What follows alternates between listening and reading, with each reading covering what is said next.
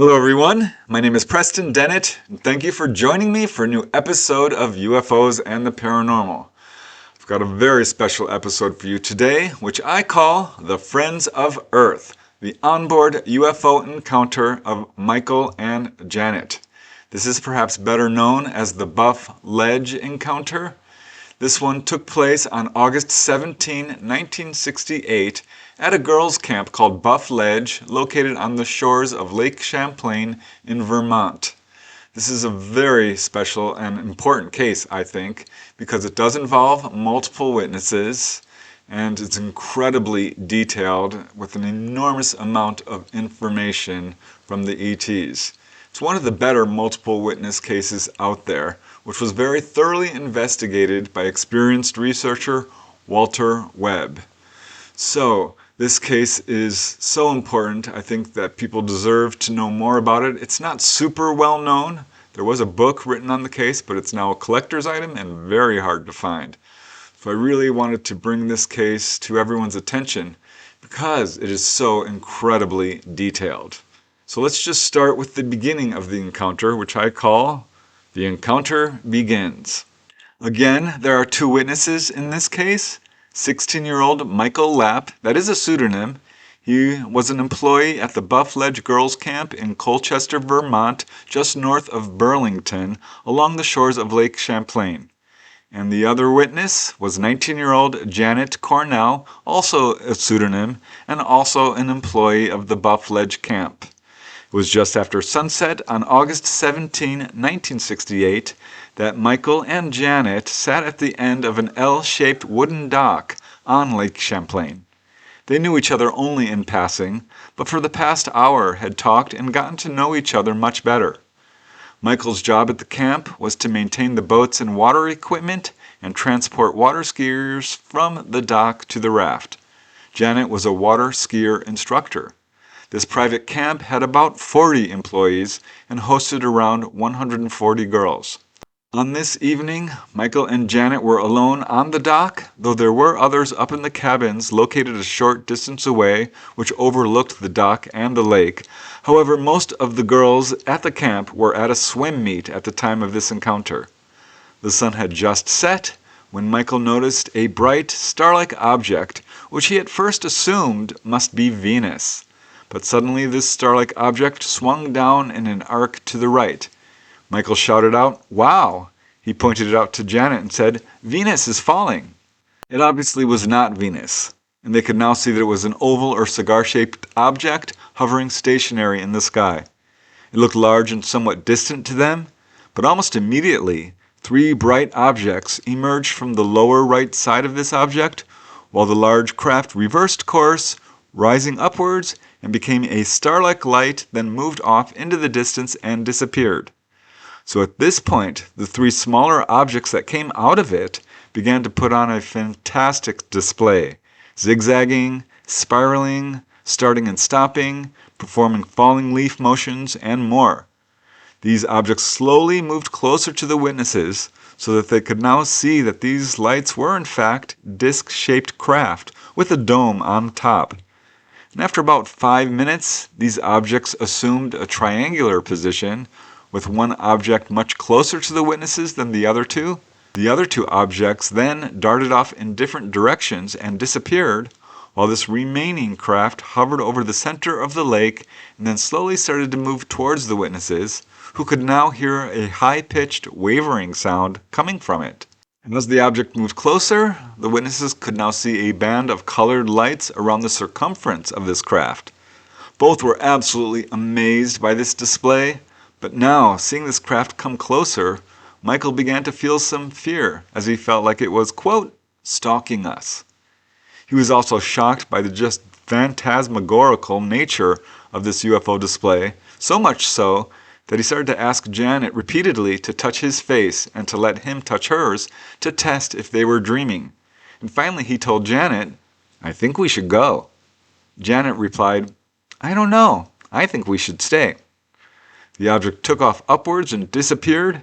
Michael again reiterated his desire to leave, and again Janet said no, they should stay. Immediately the craft reappeared, coming straight down now and hovering over the lake. It stopped and then plunged into the lake an estimated 2 miles away at an angle.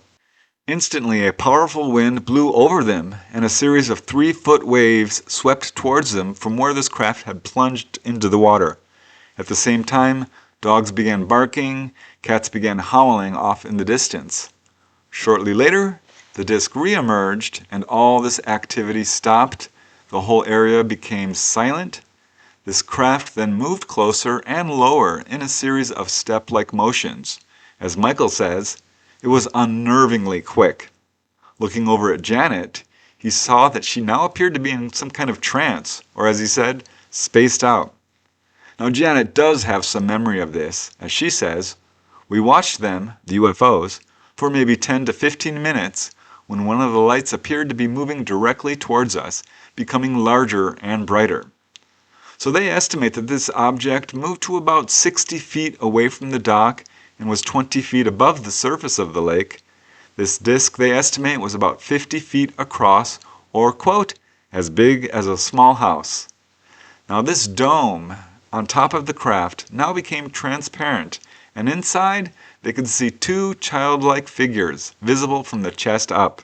These figures had large bald heads, large dark goggle-like eyes, 2 nostril holes where the nose would be, and a small rounded mouth and a thin neck.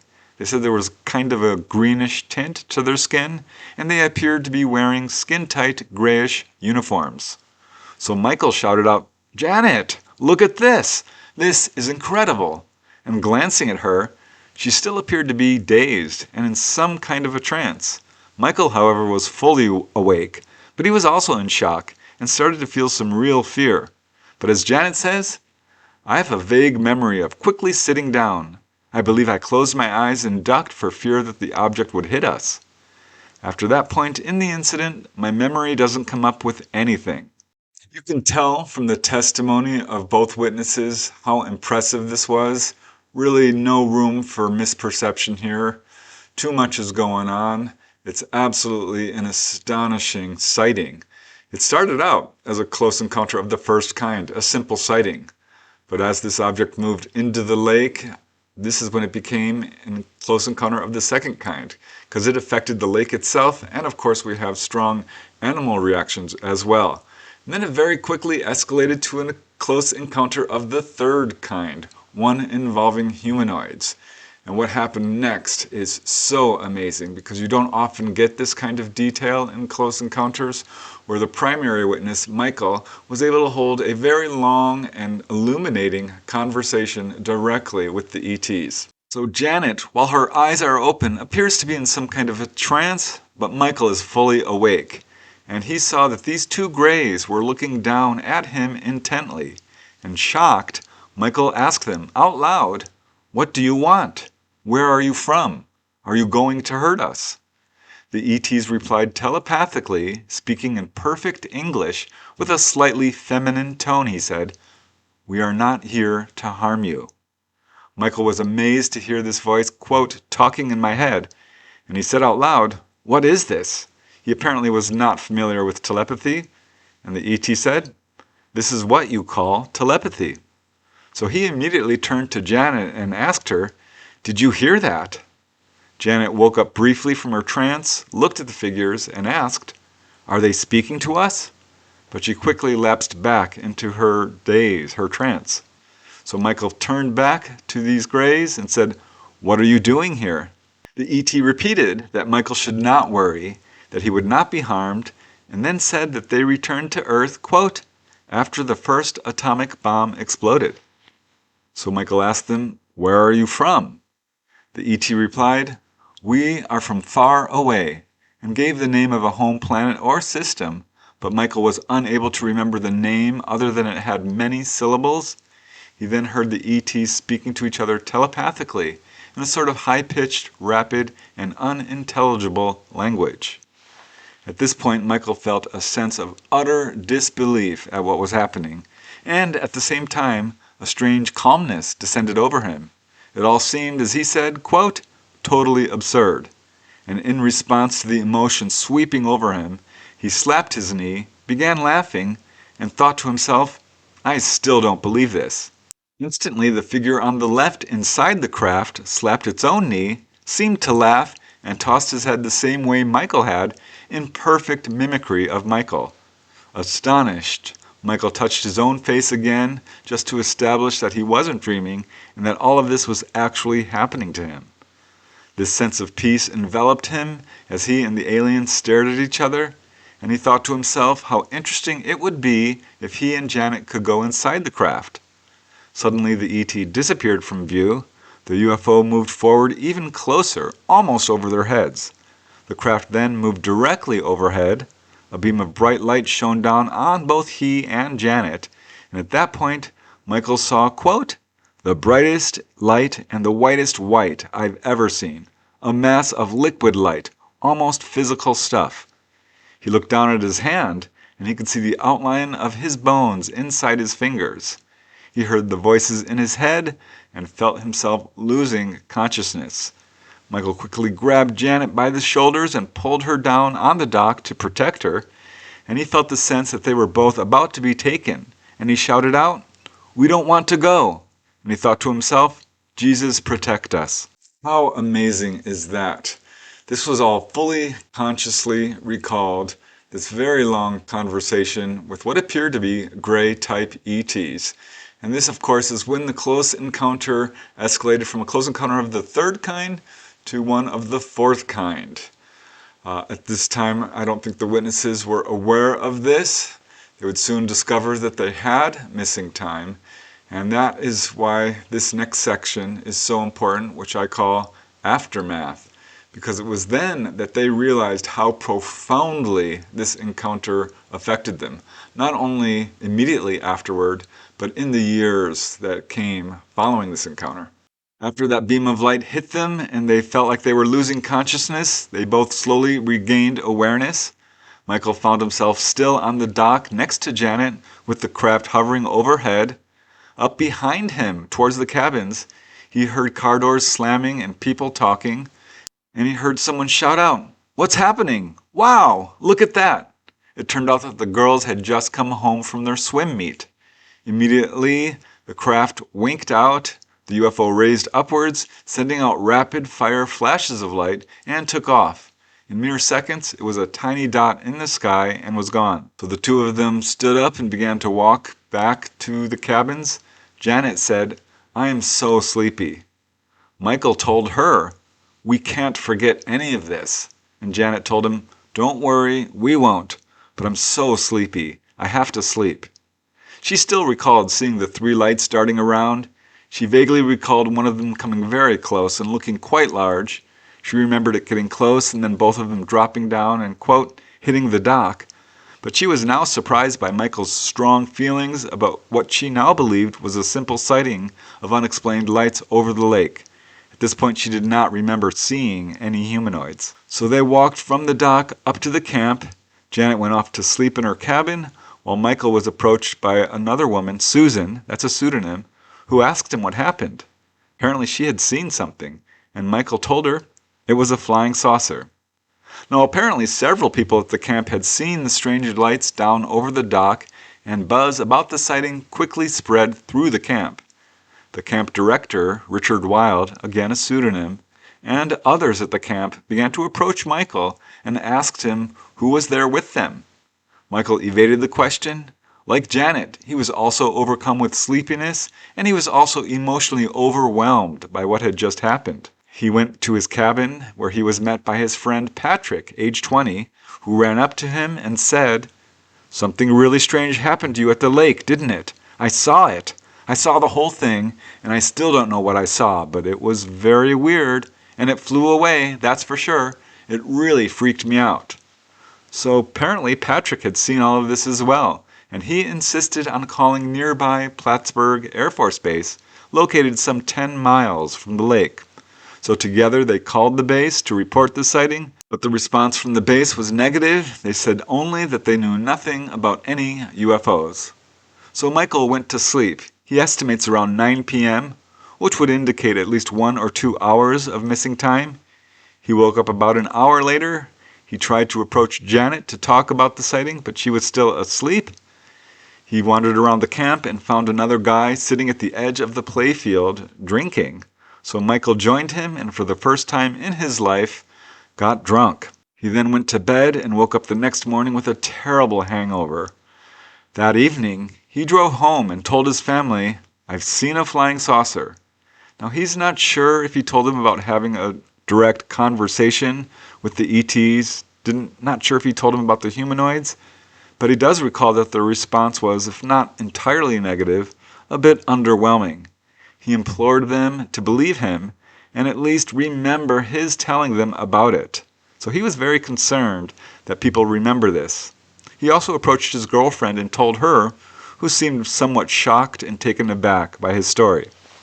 He did try to talk to Janet, but never got the opportunity. And Janet herself recalled that Michael seemed a bit standoffish, because she also wanted to talk with him, but never did. And following this, the sighting completely left Janet's mind. She never thought about it and completely forgot about it. The camp season was over just a few weeks later, so off she went. She grew up, she went to college, she got a degree in psychology, married a doctor, and never once thought about this encounter. But in the months that followed, Michael's life changed dramatically. He began to experience intense highs and lows. He began to have vivid flashbacks and occasional dreams of this encounter and the ETs. He dreamt of being on board the craft, but he refused to think too much about it. While he knew it really happened, it was very difficult for him to process, and he was frightened that it might drive him crazy. He became interested in mysticism and meditation. He ended up dropping out of college and traveled across the United States, but finally did return to Vermont and went back to college and graduated with a degree in religion. It was 10 years later that he read an article about UFOs and decided to report his encounter, which led to him being put in touch with researcher Walter N. Webb, then an investigator for the Center of UFO Studies, CUFOS, and in fact, one of the principal researchers of the very well-known Betty and Barney Hill case. So this began the investigation. Walter Webb arranged to have Michael put under hypnosis. He also contacted Janet, who was completely shocked to hear from him and hear about this encounter, because only after speaking with him did she remember it. She hadn't thought of it since it happened. I have to give kudos to Michael, the primary witness, for finding the courage to step forward. I think the vast majority of people who have this kind of experience don't step forward and even keep it secret from people that they are very close to, their family, their friends. This was clearly something that affected him so profoundly. He wanted to figure out what had happened to him, and I think that's why he stepped forward and contacted researchers. And what's so amazing about this particular incident is that Michael and Janet, the two witnesses, hadn't spoken to each other about this encounter really at all. So there was no way their testimonies could influence each other's. And going under hypnosis, this is where we find that their testimonies matched down to the tiniest detail, which really provides an enormous amount of confirmation that this was, in fact, a real event, and that yes, hypnotic regression done correctly is very effective to recover memories accurately. But this next segment, which I call Taken on Board, is so amazingly detailed. It's one of the most profound and poignant and detailed onboard encounters I've ever heard, where the ETs provide so much information to the witness. It's such an extraordinary case. After several interviews and consultations, both Michael and Janet did agree to be separately hypnotized. Both underwent several sessions. Under hypnosis, both not only separately recalled being taken on board, their memories matched each other's in minute detail. Under hypnosis, Michael's conscious memories of the beginning of the encounter and the telepathic conversation were virtually identical. What hypnosis did do was add more information. So after seeing these craft and having this UFO come up to him and seeing the humanoids, he asked them, "Why did you come?" And as Michael says, they said that there were lots of reasons, but that it was nothing that mattered to me so much that they could tell me. Then they said, "You could say we're interested because of the atomic explosions." They said something about that they had always been here, but they were interested in the atomic tests and preventing something from happening. They also talked a little bit about coming here for energy and perhaps protecting him from others. But they told him, "We're not here to harm you. We're the friends of Earth. One of the reasons we are here is to protect you from yourselves. The atomic bombs are more dangerous than you know, and part of what we do is about them." So Michael asked them, "Do you mean to stop wars?" And they said, "Wars, but more. We have to clean up. There are other reasons, though you cannot know why we are here. That doesn't concern you right now." So Michael asked them, "Where are you from? Have you been here before?" The ETs said again, "We're friends of Earth." They told him, "We've been here many times. We've always been here. We're from far away also, far away. You don't have a place for it in your systems. It wouldn't make sense to tell you because you couldn't understand." So Michael does have vague memories of them saying something along the lines of Alpha Psi or Psi Epsilon. But it was at this point Michael was in such disbelief that he laughed and slapped his knee, and then the ET on the left inside the craft mimicked his movements. And this is when Michael felt this incredible connection to these ETs. The ET then told him, "Don't be afraid." And at that moment, still in a deep telepathic connection with the ET, something extraordinary happened. Michael describes that he was given a full life review, very much like what people describe in a near-death experience. As Michael says, "In a flash, my whole life passed before my eyes, my whole life almost in a whisper. I was amazed. It was like they knew me really well now, like they were my best friends. They understood somehow more than anyone, and yet I knew nothing about them." So Michael asked them, "How did you do that?" And with a voice that felt soft and gentle, the ET replied, "Does it matter?" Michael had the impression that the ET was smiling. So it was following this conversation that Michael expressed a desire to see inside of the craft. Then the craft moved overhead and struck them with a beam of light. And suddenly, both Michael and Janet felt a floating sensation, a sensation of quick movement. His eyes were closed when suddenly he felt like he was in a different place. And he opened his eyes.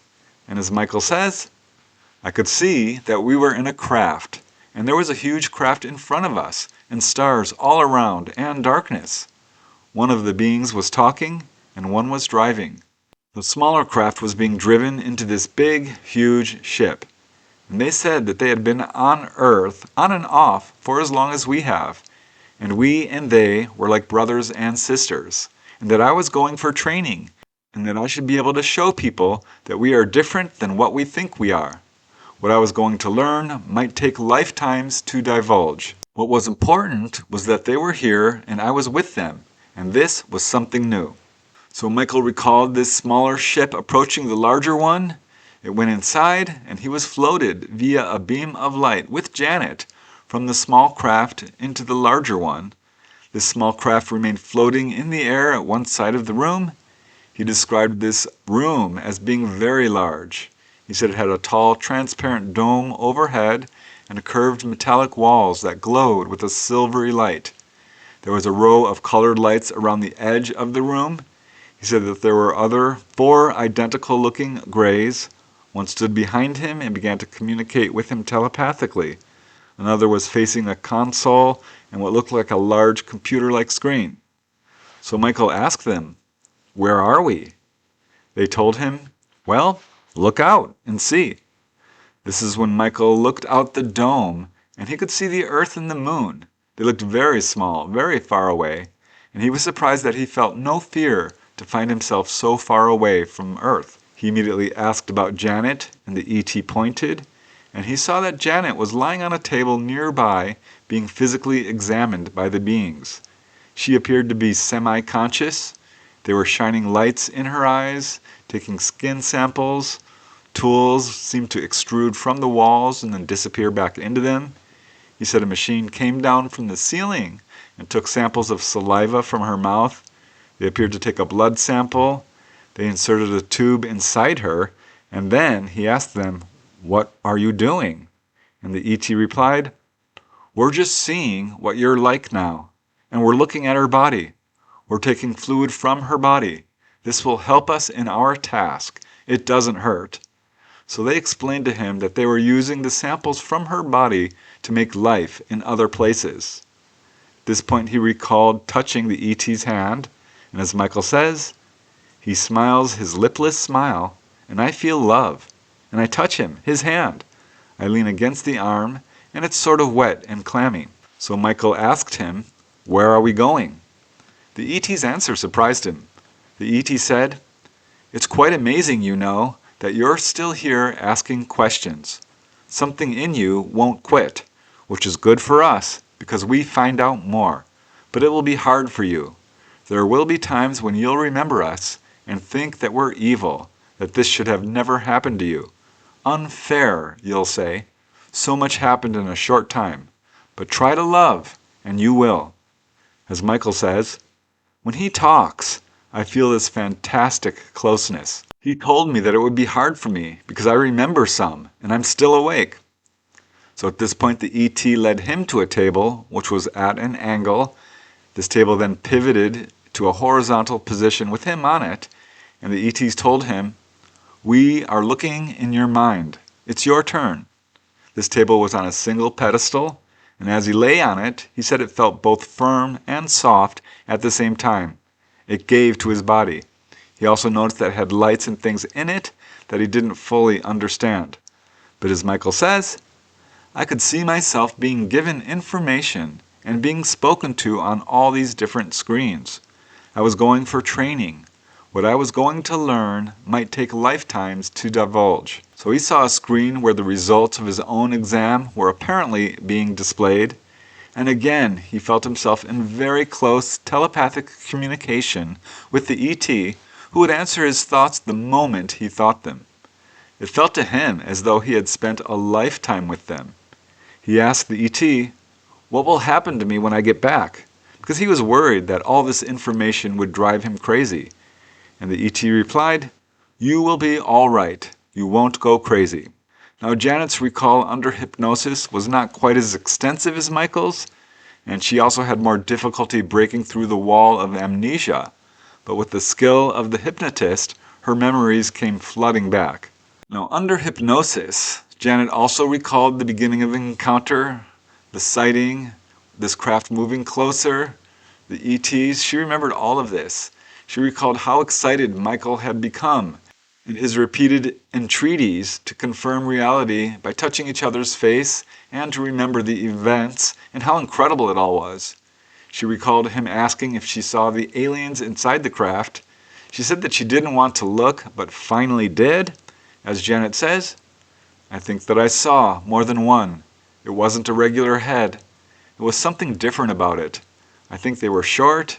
It was looking at us. They don't look like, humans." Janet did recall that they wore one-piece jumpsuits. She was shocked and frightened by how close the craft and the beings were. She remembered closing her eyes and trying to ignore it in the hopes that it would just go away. And as she says, "It's like I was in a daze the whole time," which is exactly what Michael remembered. Janet did recall the light hitting them and dropping down to the dock. Like Michael, she felt her fear leaving her, and that, quote, "Someone was telling me to just go to sleep or relax, or everything was okay. Something was reassuring me." Her next memory was of being someplace else. Like Michael, she recalled finding herself in a smaller vehicle being taken to a much larger one. As Janet says, "I think there was a smaller vehicle to get to the large one. That other object was like a transportation vehicle or something. My guide was talking to me, and I was following my guide. My guide was nice, and I was listening. My guide was telling me some people wanted to look at me, and it would just take a few minutes, and my guide would be there the whole time, and I didn't have to worry. Everything would be okay. Then I opened my eyes, and I was in that room. I shut my eyes fast and said it would go away soon." So opening her eyes, Janet saw that she was on a table being physically examined, and as she says, I felt all these people coming into the room, and I could tell they were all crowding around the table and around me. And my guide was still telling me that everything was okay, that everybody just wanted to look at me.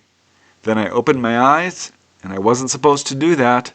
I was supposed to be in that trance, and I don't think that they wanted me looking at them. I think they had a little bit of a scuff about that. I think somebody yelled at the guide. That was my guide's fault that I did that, and then I shut my eyes again. When I shut my eyes again, they kept right on examining me. And it didn't hurt. I knew that they were doing things to me, but that everything was okay. And I kept hearing my guide telling me that everything will be all right. I'm the center of something. There's a lot going on around me, but I don't mind. I don't care. I feel fine. It doesn't bother me. Everyone's being very nice, and I don't feel scared. I feel okay. They're touching me. They want to see how I work. They're all looking at me. I just feel like I'm a specimen. They're measuring me, or they're doing something to me. They lift my arm and let it drop. Somebody was touching my hair. They were like testing reflexes. My feeling is that it was all very scientific. Somebody was the recorder. I kept thinking they were measuring me or something. So like Michael, she described being in a large room with a transparent dome with smaller colored lights encircling the room. She saw several of the beings around her table. One of them communicated with her telepathically. She never felt any pain or discomfort, but she did feel at one point that they placed something like a helmet on her head as if they were testing her brain. She occasionally heard the beings talk in their own language, and like Michael, she said it was very shrill and high-pitched. She kind of likened it to an audio tape being played on fast forward. She kept her eyes closed most of the time, only briefly and occasionally opening them to confirm that all of this was happening to her. So she did get a good look at the beings, and as Janet says, they were ugly. I guess they weren't ugly, they were people. They were enough like a human, but I didn't know what the hell they were because they didn't look like us. My overall feeling is that there was something there looking at me that was just so weird that I just could not comprehend it, and therefore I just shut my eyes as fast as I've ever shut my eyes in my life. Now at one point, she does recall seeing Michael and that he was also being physically examined. This caused her some anxiety as it provided a measure of confirmation that this wasn't just a weird waking dream she was having, because Michael was going through the same things that she was. She remembered then being taken to a separate room, but was unable to recall what happened there. Meanwhile, Michael remained fully conscious and continued to talk to the ETs. At one point he told them, "We're helping you. Why can't you help us? You must know what we're in down there, all the starving children. Why can't you help us?" The ET replied, again telepathically, "Because you would never learn to help yourself, and that would be the worst thing." So after watching Janet be examined and undergoing his own examination, he asked if the ETs all looked the same. And the ET replied, "You wanted to find out, so now you will." The ET then proceeded to guide Michael down a corridor into a sort of tube that whisked them both upwards and into a very large circular room where he saw an estimated 100 of the beings. They then placed him on a chair and put a kind of helmet over his head, very much like Janet described, but he saw it very clearly. He said it had prongs that curved around towards his face. He had the impression that the helmet was looking into his mind and the results were being displayed on a screen. And the ET seemed happy and amazed by the results. As Michael says, he said, "We're willing to show you how to see." And then they took the helmet off. They seemed very pleased. I could see them smiling. As you can see, up to this point, and further beyond actually, the witnesses' testimonies match perfectly. Michael clearly remembers quite a bit more than Janet, but this is so incredible because, again, these were witnesses who, while they knew each other in passing, did not know each other very well, did not communicate following this encounter. So to find that their testimonies match so perfectly and corroborate each other is really tremendous validation that this was a real experience. And now the encounter was coming to an end, and the way it ended was also very interesting, with some details that I've only heard a few times, but I think are very important. Following the experience with the helmet, one of the Greys led Michael to an empty room. He then held out his three-fingered hands, palm up, towards Michael. Michael sensed that he was supposed to place his own palms against the Grey's hands. The Grey stared at him with his big, liquid black eyes. Michael got a twinge of fear at this point and thought to himself, I wonder what's going to happen next. Am I going to die now? The Grey replied, It's like dying, but don't worry. It's not dying, ever. I'm going to take my hands in your mind. I'm going to take your thoughts. I'm going to lift them up to illuminate your mind. I'm going to show you how to stop your thoughts. So Michael proceeded to place his hands directly on the ET's hands, at which point there was an incredible white brightness which filled his mind. At that point there was a shift. The next thing he knew, Michael found himself in this vast open area, or so it seemed. He saw what appeared to be fountains and trees, all different kinds of people.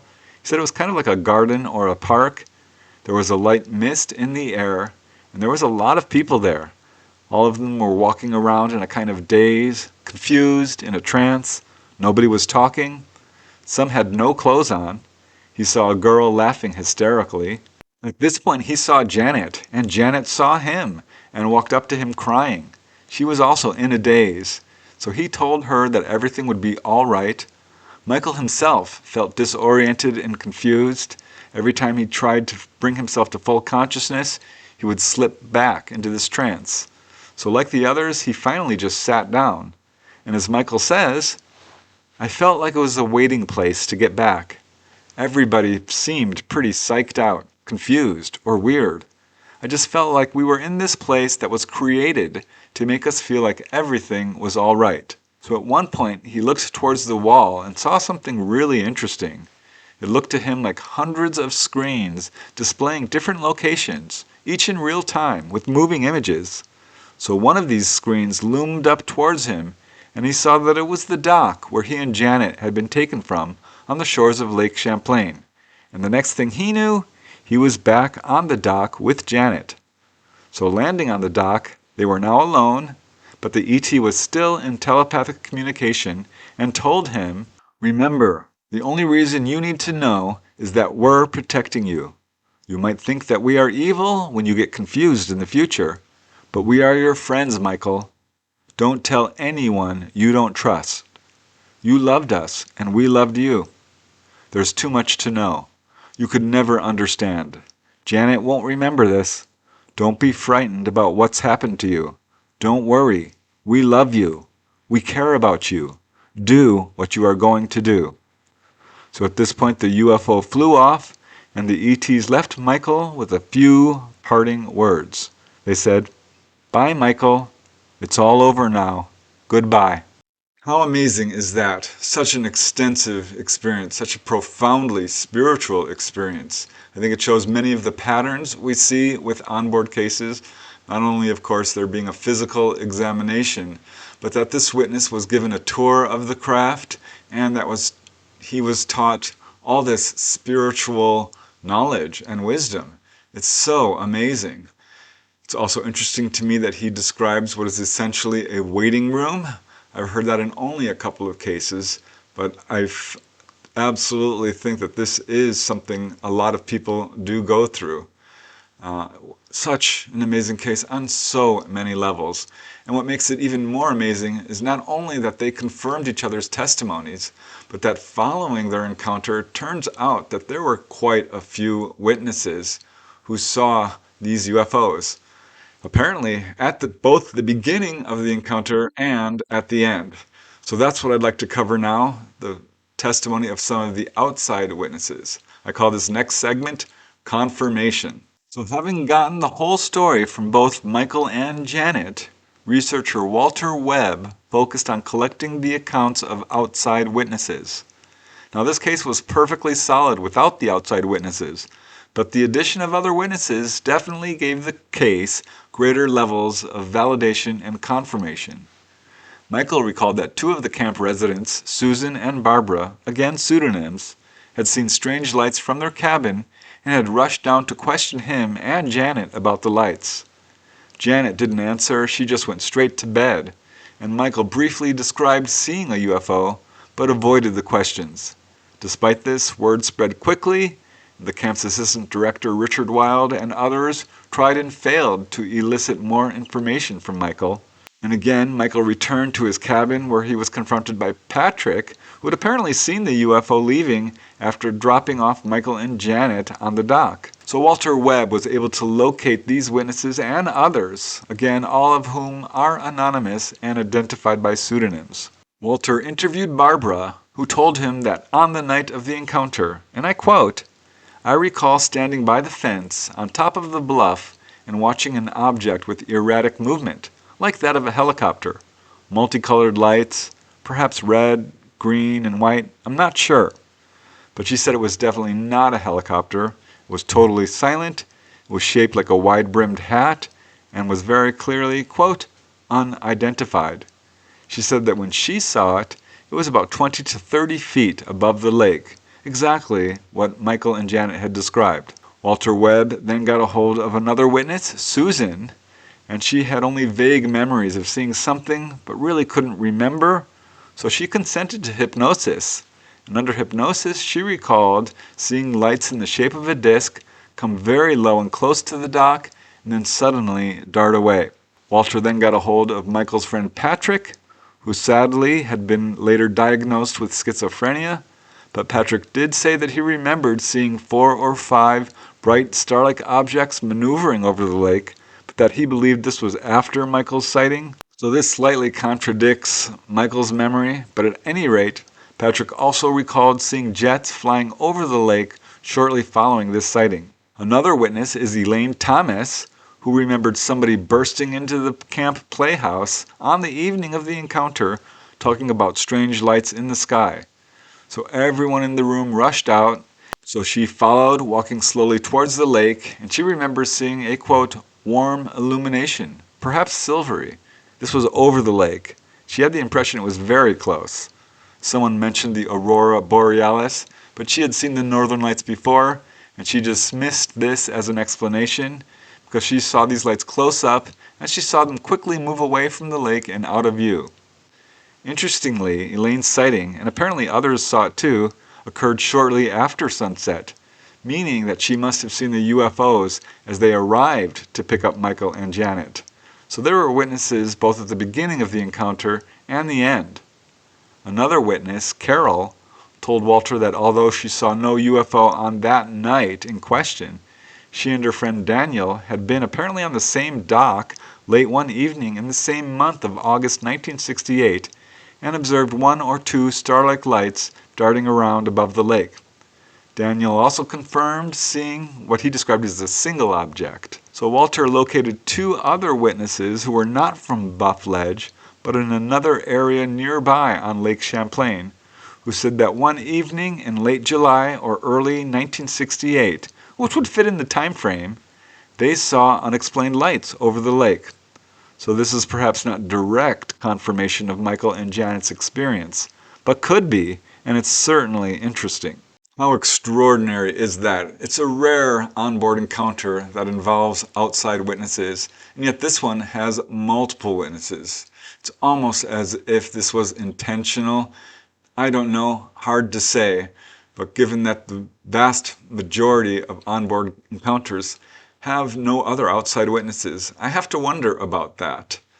It's such an amazing event on so many different levels, and it affected the witnesses so profoundly.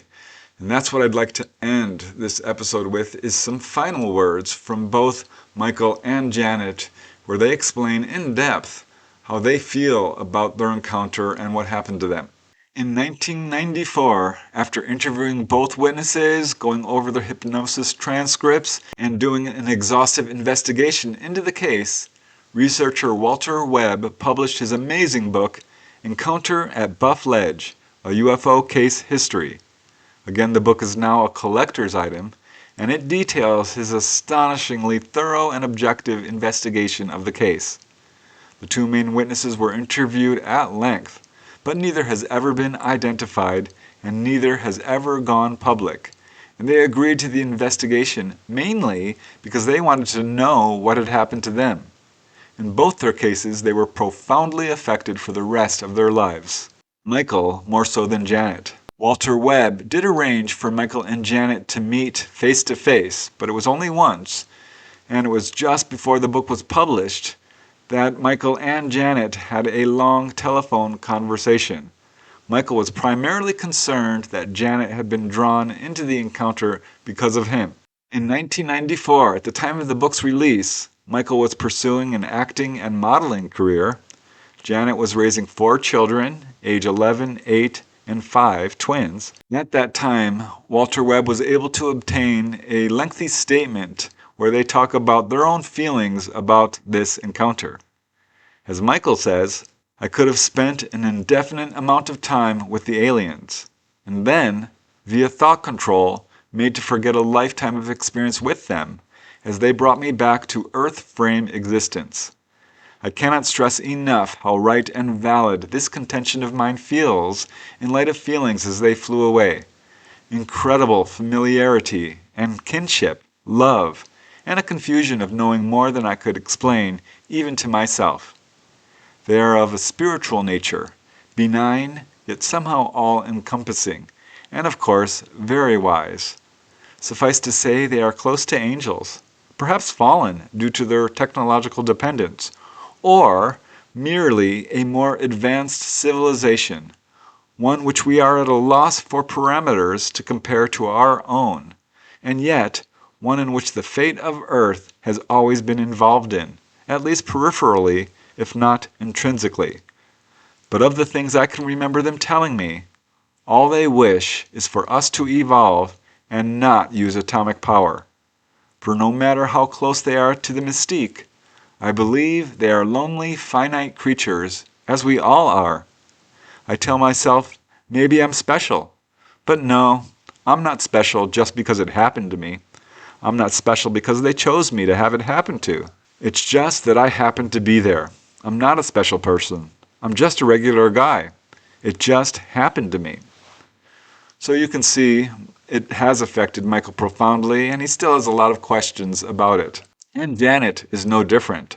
As Janet says, I found that my day-to-day existence and thinking wasn't able to get all this UFO business out of my mind. I decided I want to forget about all of it, at least for a while. So I stopped trying to remember more. Now, I feel comfortably detached. I still wish I could talk to Michael sometimes. Regarding my opinion of my UFO experience, I have never had any doubt about what I reported from conscious experience really did happen.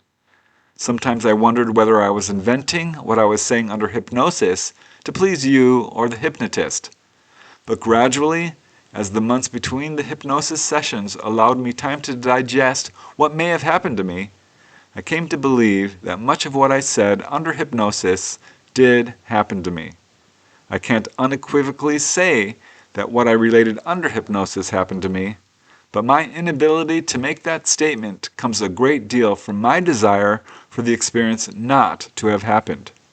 It is much easier to deny or partially deny the experience of being abducted by a UFO than it is to accept it. I think the UFO was some type of spacecraft from outer space that had come to Earth on some type of scientific mission, primarily to gather information about the inhabitants of Earth. I believe these outer space people were of much higher intelligence than we are, and although they could easily, through their advanced technology, destroy or infiltrate the Earth, they chose not to do so, which leads me to believe that they value other beings, life, and peace. I certainly now believe in the existence of UFOs. Following her experience, Janet did read about the Betty and Barney Hill incident and was amazed to see all the similarities between her and their experience. So yeah, you can see that she absolutely does feel that this experience did happen. Now today, the identity of Michael and Janet remains secret, and their whereabouts remain unknown. If alive, Michael would be 70 years old and Janet 73. I wish them well.